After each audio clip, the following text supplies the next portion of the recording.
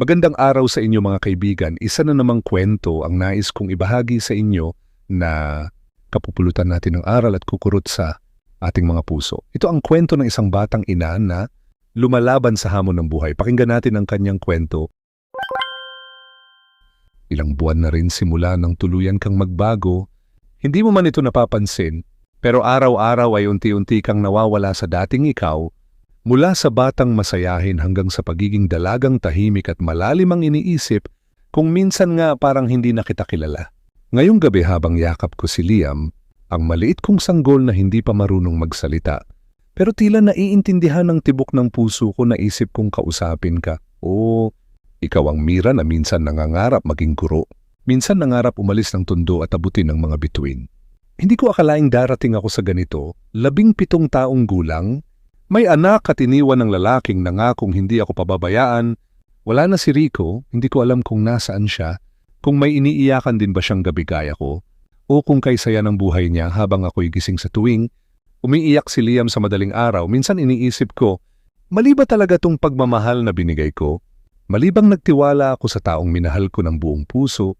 O ako lang talaga ang nagkamali na masyadong umasa, masyadong naniwala? Pero heto ako ngayon, Miray na bata pa, pagod. Madalas umiiyak palagi, pero kahit pa ganun, pinipilit kong maging matatag.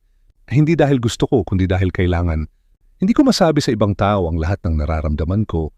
Ang mga mata nila mabilis humusga. Pero itong liham na ito, ikaw lang ang makakaintindi, ikaw lang ang makakaalam. Kung gaano kabigat ang lahat, kung gaano kabigat ang pagtanggap sa isang bagay na hindi mo pa kayang yakapin, pero kailangan mong yakapin dahil ikaw ang ina, Mira. Ang dami kong tanong sa buhay. Pero kahit hindi ko pa makuha ang mga sagot, alam kong may dahilan kung bakit narito ako. Baka sa mga susunod na pahina ng buhay natin, Mira, makahanap tayo ng sagot, makahanap tayo ng kapatawaran, ng kapayapaan at ng lakas. Sa ngayon, hawak ko si Liam sa aking mga braso, tahimik na siya, mahimbing ang tulog, at sa mga mata niya naroon ang dahilan kung bakit ako lumalaban. Hindi na para kay Rico, hindi na para sa mga taong humusga sa akin, kundi para sa anak kung kailan may hindi ko tatalikuran. Kaya, Mira, kahit pagod ka na, kapit lang magpahinga kung kailangan pero huwag susuko. Hindi na ito tungkol sa iyo lang, tungkol na ito sa isang maliit na nilalang na sa kabila ng lahat ay mahal na mahal ka ang Mira na natutong magmahal at masaktan, pero pilit bumabangon.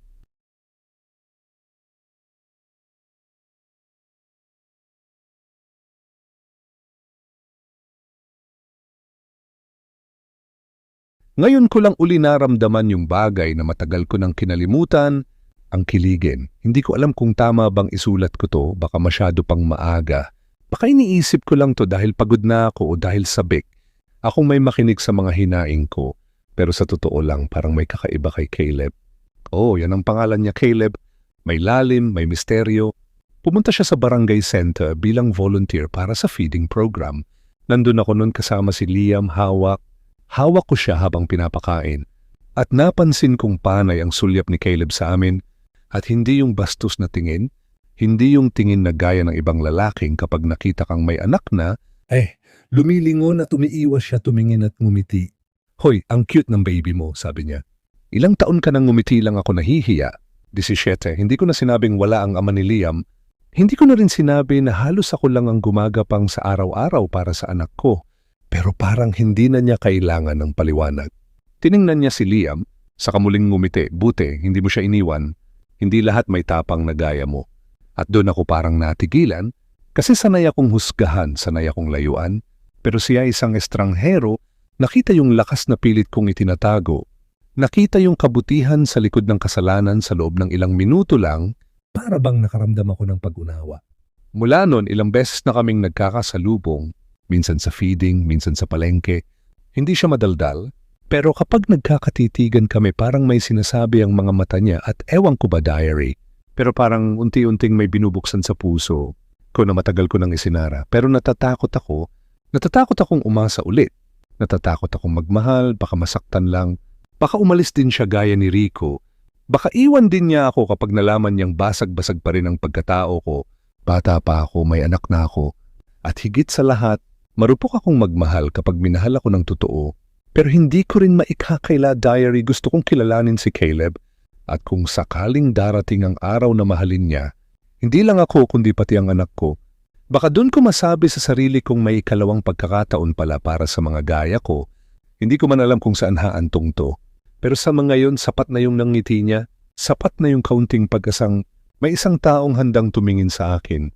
Hindi bilang batang ina, kundi bilang babae na karapat dapat pa ring mahalin. Hindi ko inakalang muli ko siyang makikita. Akala ko isang beses lang yon. Isang sulyap, isang ngiti, at isang paalala na hindi ako invisible sa mundo. Pero ilang araw pa lang ang lumipas, nandoon na naman siya, bitbit ang ilang supot ng gatas at biskwit. Nakangiti siya habang lumalapit sa mesa kung saan ako nakaupo.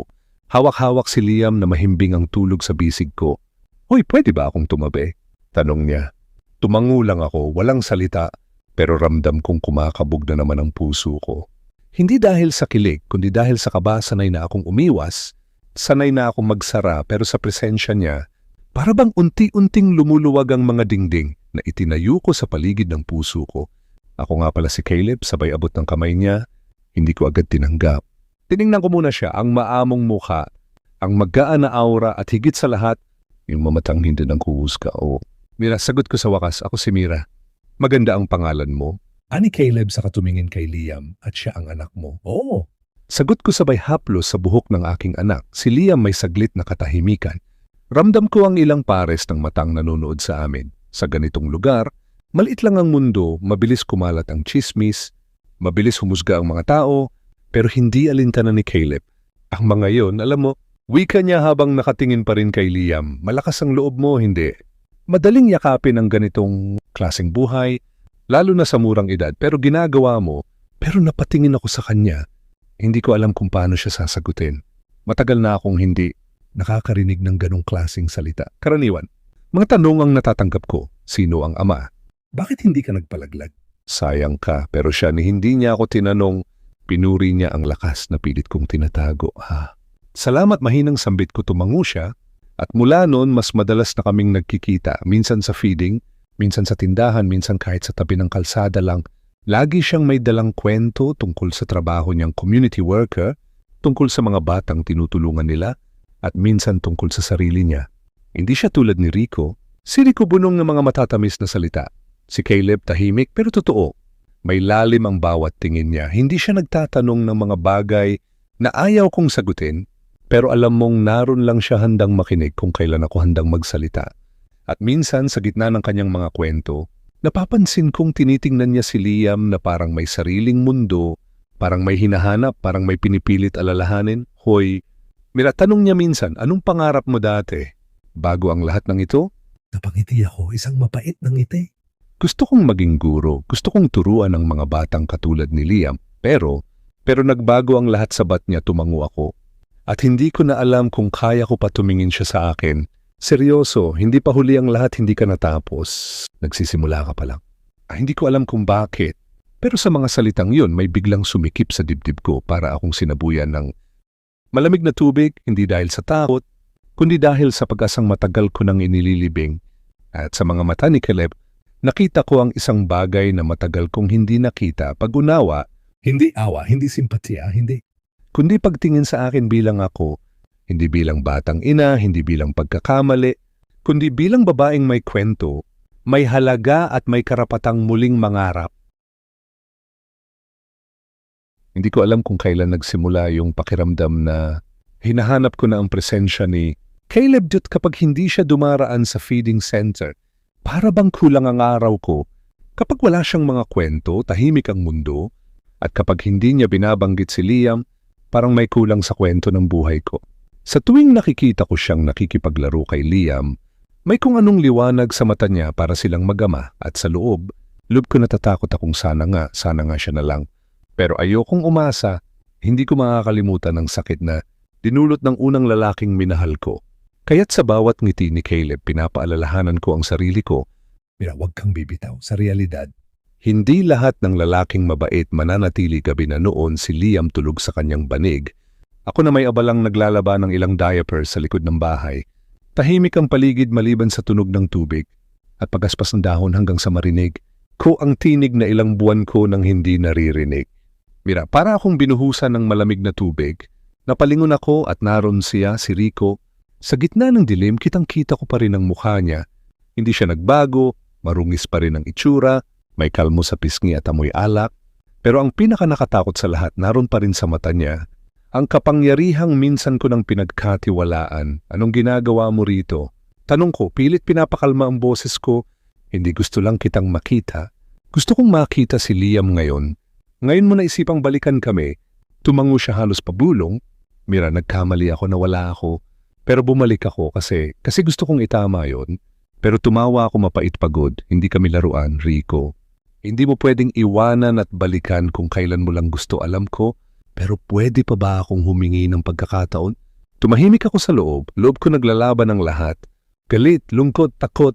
Pero sa ilalim ng lahat ng yon, nandun pa rin ang tanong na hindi ko maitanggi. Paano kung para kay Liam, kailangan niyang makilala ang ama niya? Kinabukasan dumaan si Caleb sa bahay. Hindi ko alam kung paano ko sasabihin. Hindi ko alam kung paano ipapaliwanag na ang lalaking iniwan, ako ay bumalik at ngayon nais kilalanin ng anak niya, may bisita kami kagabi. Bungad ko si Rico, tanong ni Caleb, parang binasa niya ang iniisip ko. Tumango ako, hindi siya nagsalita pero alam kong nasaktan siya. Kahit wala pa kaming malinaw na ugnayan, kahit wala pa kaming pangakong binitawan, ramdam kong nagsimula na siyang magmahal at ngayong bumalik, ang lalaking minsan kong minahal para bang biglang naging banyaga ang lugar. Niya sa mundo ko, anong balak mo? Tanong niya mahinahon pero diretsyo. Hindi ako agad sumagot. Tiningnan ko si Liam na naway abala sa paglalaro ng laruan niyang sirang kotse. Hindi ko alam, sagot ko. Ayokong guluhin ang mundo namin. Pero ayokong ipagkait kay Liam ang karapatang makilala ang ama niya. Pero